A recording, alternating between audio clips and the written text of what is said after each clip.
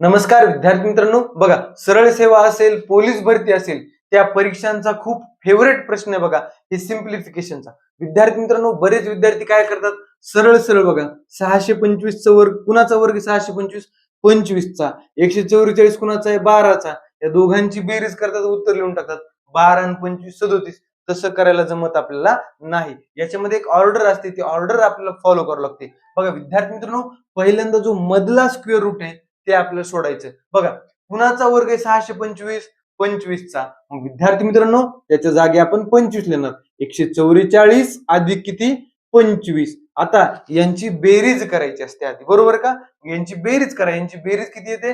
169. Square route जशाच तसं किती आलं? 169. मग विद्यार्थी मित्रांनो, आता 169 कुणाचा वर्ग आहे? विद्यार्थी मित्रांनो, 169 आहे 13चा वर्ग. म्हणजे या सिम्प्लिफिकेशनचं उत्तर काय आलं आपलं? 13.